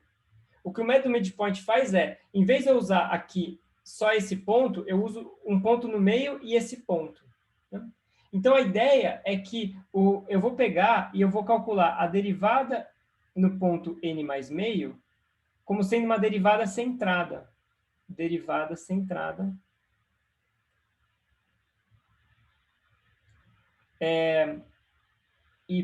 Yn mais 1 menos yn sobre 2 vezes o intervalo, que nesse caso dá só ΔT. Então, eu vou pegar e eu vou usar a informação da derivada no ponto do meio, e aí isso daqui é uma derivada centrada, ó. Ela não parece muito centrada, mas ela é centrada, né? Porque é a função para frente menos a função para trás, dividido por 2 vezes o intervalo, mas aqui é ΔT sobre 2, ΔT sobre 2 dá 2 vezes da ΔT. E aí eu vou usar isso daqui para escrever esse cara como sendo G avaliado em Tn mais meio, Y avaliado em N mais meio. Então, ou seja, eu vou avaliar a minha EDO dy dt igual a G de Ty, eu avalio ela no ponto N mais meio. Por quê? Porque agora, se eu isolo, então, o N mais 1, eu vou ficar com Yn mais ΔT G de Tn mais meio Y N mais meio. Tá? Então, você vê, é parecido com o método de Euler, mas ele é um pouco diferente, porque agora eu tenho uma regra de atualização, ó, que enquanto aqui era o y de n mais 1 sendo atualizado com as funções no ponto yn, aqui eu tenho o y de n mais 1 atualizado com as funções no ponto yn e yn mais meio. Né? E isso daqui, como a gente usou uma derivada centrada, a gente sabe que o erro que está sendo cometido aqui, ele é melhor, ele é ΔT ao quadrado. Só que isso daqui não está completo ainda. Ainda falta esse yn mais meio. Então, a ideia é agora eu expandir esse cara aqui em Taylor normal. Yn mais meio, como sendo aproximadamente yn mais yn ponto vezes ΔT sobre 2. Ou seja, yn mais g de Tn yn ΔT sobre 2. Então, o método do midpoint, ele faz a coisa em 2 etapas. Ele vai fazer, primeiro, y de n mais meio, como sendo yn mais g de Tn yn ΔT sobre 2, e depois y de n mais 1 igual a yn mais g de Tn mais meio, yn mais meio. Isso, boa, Matheus. Isso daqui, ele tem um erro que é da ordem de ΔT ao quadrado. Dá para mostrar isso daqui. Então, fazer isso em 2 etapas é muito, muito melhor do que simplesmente dividir o intervalo em ΔT sobre 2. Porque se eu aplicar o Euler mas para intervalos que são metade do intervalo original, o erro continua sendo ΔT. Então, como o erro é ΔT, se eu dividir o intervalo por 2, eu melhoro a minha precisão por um fator de 2, no caso do Euler. Enquanto que aqui, eu melhorei a minha precisão por um fator de 4, porque o erro virou ΔT ao quadrado. É o erro global, o erro acumulado. Isso, Rodrigo. Eu não estou entrando muito nos méritos disso daí, mas é o erro acumulado.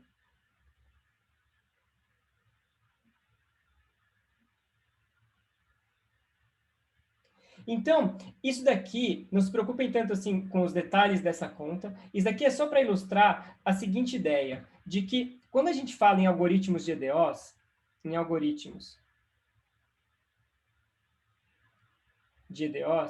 a gente tem duas coisas para considerar. A gente tem o número de estágios,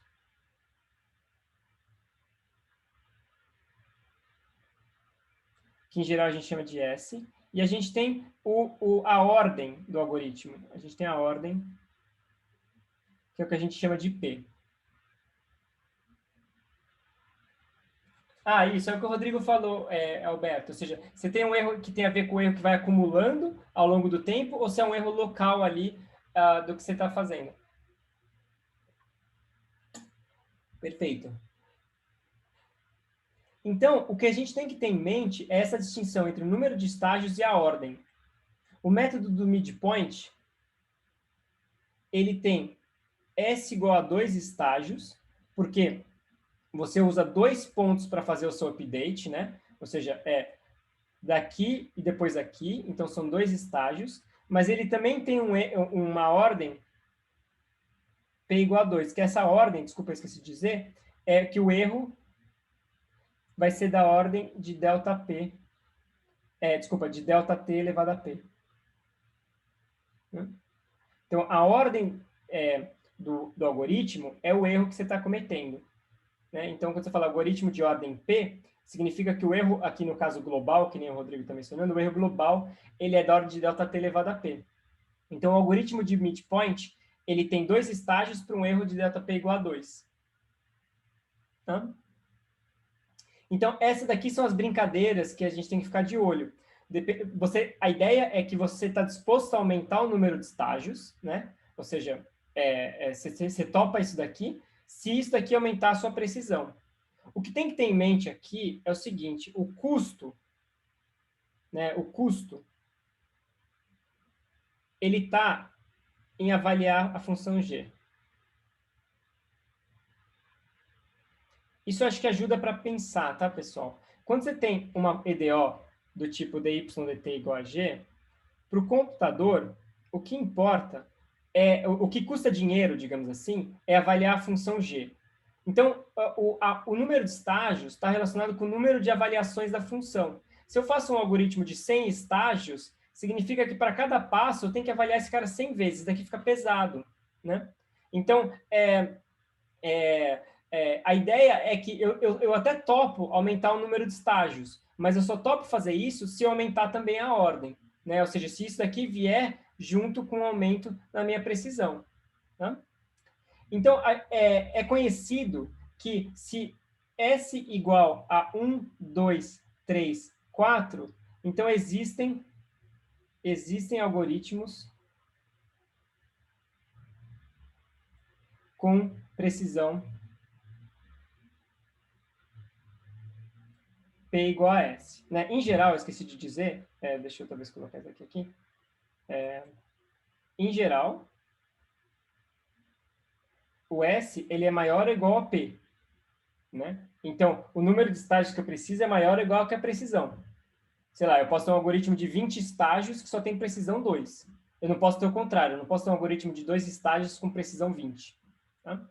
Mas se o S igual a 1, 2, 3 ou 4, dá para você ter algoritmos com S igual a P, perdão. Com S igual a P.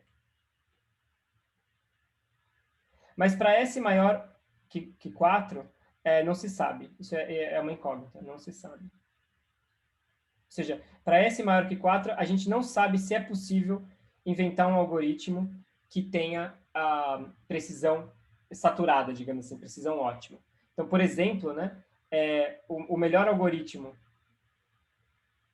melhor algoritmo que a gente conhece com S igual a 11, S igual a 11, tem P igual a 8. Então, você faz um algoritmo de 11 estágios, ele acaba tendo precisão só de 8. Talvez existam algoritmos de 8 estágios com precisão P igual a 8, mas a gente não sabe. Isso é um probleminha aberto.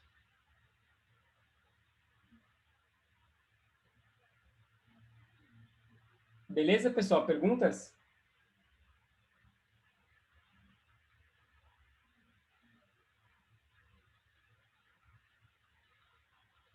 Então, só para concluir, prometo tomar não mais do que mais, assim, 5 minutinhos, tá? Então, existem algoritmos que levam isso daí em questão. Né? Então, existe um algoritmo popular chamado Runge-Kutta 4, Runge-Kutta 4, que ele tem S igual a P igual a 4. Ele é um algoritmo de 4 estágios.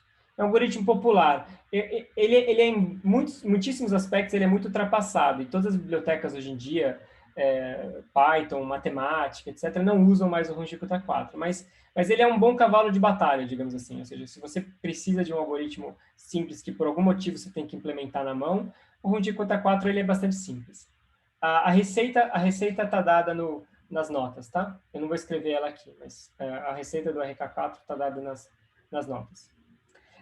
Agora, esse algoritmo aqui, ele não tem várias features que são muito importantes hoje em dia. Então, eu queria só listar isso daí, quais features que são assim, importantes nos algoritmos modernos. A primeira é um passo adaptativo.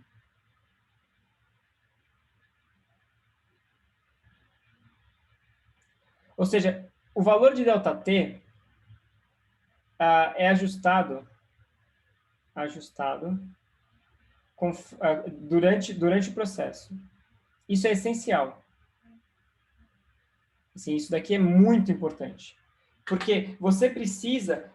tem regiões onde a função não está mudando nada. O y é super liso, ele está quase constante ali. Então, você não precisa usar um ΔT pequeno, você usa um ΔT grandão e está bom. Mas tem outras regiões onde a função está mudando muito rápido. Então, o algoritmo tem que saber colocar um ΔT muito pequenininho naquela hora. Então, o algoritmo tem que monitorar o erro. Tem que ter uma forma de você ter controle sobre o erro que você está cometendo. Né? E aí, desse erro, monitorando esse erro, você consegue saber se o ΔT que você está usando ele é razoável. Tudo bem? A outra questão é o que se chama de multistep. Multistep. Então, a ideia desses algoritmos de muitos estágios é que você tem aqui o ponto Tn, e você quer atualizar aqui para o ponto Tn mais 1, via uma série de pontos intermediários aqui, né? Então, você vai fazer uma atualização que você vai começar aqui, você vai coletar informação da função aqui, aqui, aqui, aqui, aqui, e daqui você vai criar uma regra que vai te atualizar para a solução aqui. Né? Então, você usou isso daqui para atualizar para cá. Agora, o que acontece é o seguinte, se você faz isso de forma ingênua, quer ver? Peraí, deixa eu só tentar fazer uma coisa aqui. Se você faz isso de forma ingênua, você está jogando fora muita informação, porque quando eu chegar no próximo ponto aqui, Tn mais 2, eu vou ter usado tudo isso daqui de novo. Então, o Tn mais 2 vai usar isso e tudo isso, mas todo esse esforço aqui não valeu para nada. Né? Então, eu usei um monte de coisa aqui e passei para esse cara aqui. E aí, isso daqui não vai ser mais usado nenhuma vez. Um algoritmo multistep, ele é um algoritmo que recicla passos anteriores. Então, a ideia é você reciclar passos anteriores.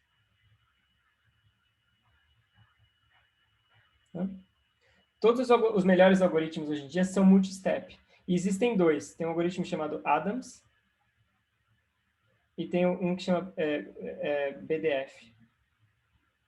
Esses são os dois principais algoritmos. Tanto matemática, quanto Python, quanto MATLAB, etc. Todas essas grandes bibliotecas usam esses dois algoritmos, Adams e BDF.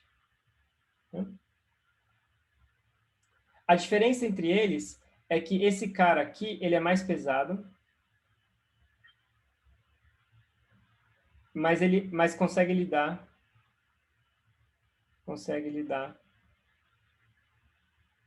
com EDOs mais rebeldes. Então, o Adams, ele é mais leve, mas o BDF, ele consegue lidar com EDOs que são mais rebeldes, assim, que são muito suscetíveis a erro, etc. E a ordem também, ou seja, ambos, a ordem varia, né? Ambos a ordem, em geral, é ordem, desculpa, ou estágios, né? Ambos têm estágios, mas em geral é em torno de S igual a 11 e P igual a 8. Em geral é isso que se usa, né? Ou seja, eles normalmente são algoritmos de 11 estágios, mas não necessariamente. Então, a ideia é que os algoritmos, o que eles fazem, eles são inteligentes. Eles começam com o Adams. Se eles veem que a EDO está muito rebelde, eles mudam para o BDF. E aí, se a EDO consegue ser domada, digamos assim, eles voltam para o Adams. Então, eles ficam alternando entre um e outro de forma inteligente. Então, Pedro, deixa eu tentar explicar um pouco melhor. O algoritmo que nesse Runge-Kutta 4, ele vai pegar a função... vamos talvez falar do midpoint, né? O midpoint, ó, o que ele fez? Eu peguei... Eu quero fazer uma atualização do TN para o TN mais 1. O midpoint, ele usou o TN e o TN mais meio para gerar esse cara aqui. Depois, quando ele for gerar agora o TN mais 1, TN mais 2, perdão, ele vai usar o TN mais 1 e ele vai usar o TN mais 3 meios. Né? Então, daqui para cá, ele vai usar esse ponto e esse ponto.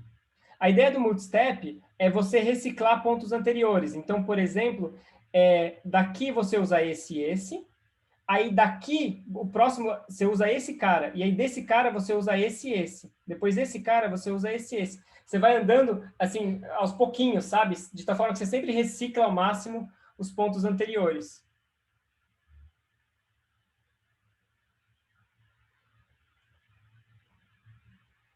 Então é isso, pessoal. Ou seja, eu queria ter falado isso para dar uma ideia do que o computador está fazendo. Tá? Então, antigamente todo mundo usava Runge-Kutta. Hoje em dia, esses métodos multistep são muito superiores. Então, todas as bibliotecas elas vão estar ali de baixo usando ou esse Adams ou esse BDF, que são algoritmos com uma precisão gigantesca, né? E que conseguem lidar, assim, eles são muito versáteis, eles conseguem se adaptar à IDO que você está resolvendo. Se a IDO ela é rebelde ou se ela não é rebelde, se a IDO, se o DJT é pequeno ou se o DJT é grande, os algoritmos são todos adaptativos. Eles vão se adaptando às necessidades da IDO para resolver o problema. Né? E é essencialmente isso que eles estão fazendo. No final do dia, acho que essa é a principal mensagem, tudo tem a ver com discretização de derivada, tudo tem a ver com diferença finita. É isso que o computador faz, ele pega derivadas e ele escreve isso como diferenças. E aí o essencial é como fazer isso, né? Essa é a parte difícil. Ok, pessoal, é isso daí. Eu parei, desculpa me estender um pouquinho aqui no tempo, mas é isso aí. Segunda-feira não tem aula, a gente volta na quinta que vem, então.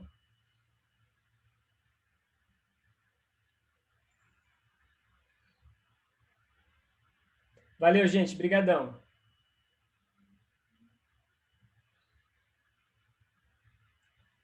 Valeu, até. Com certeza, Arthur. Tem bastante gente que trabalha com física computacional no desenvolvimento de algoritmos. Não só de EDO, mas de vários outros tipos de tarefas, né? Eu trabalho um pouco com isso também. Eu tenho algumas coisas que eu trabalho que tem a ver com o desenvolvimento de algoritmos para umas coisas lá. E tem bastante gente em física interessada nisso daí. Oi, Rodrigo. Deixa eu ler aqui.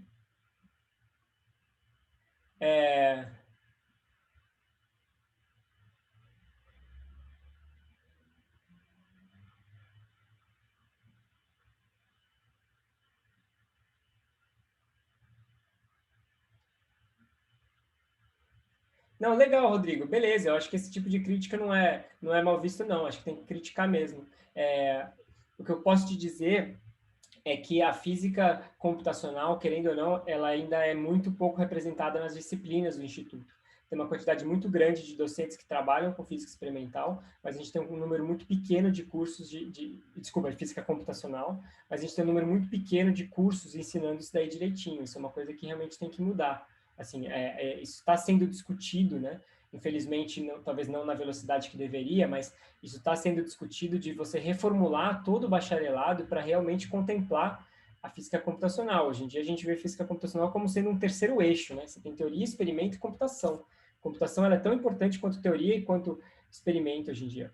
E tem uma quantidade enorme de docentes que se dedicam à física computacional, mas apesar disso, os cursos acho que não representam. Então, esse tipo de feedback todo é muito bom, sem dúvida. Eu falei brincando, tá, Rodrigo? Não se preocupa, não.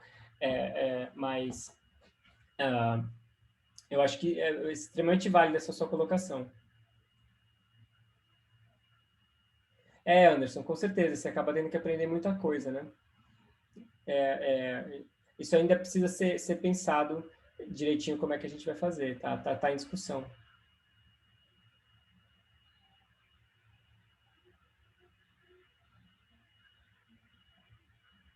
Valeu, Lucas. Obrigado, viu? Até quinta.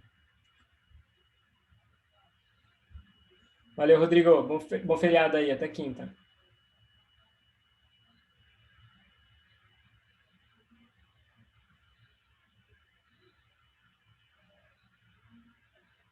Até mais, Arthur. Bom, é isso aí, gente. Até mais. Tchau, tchau.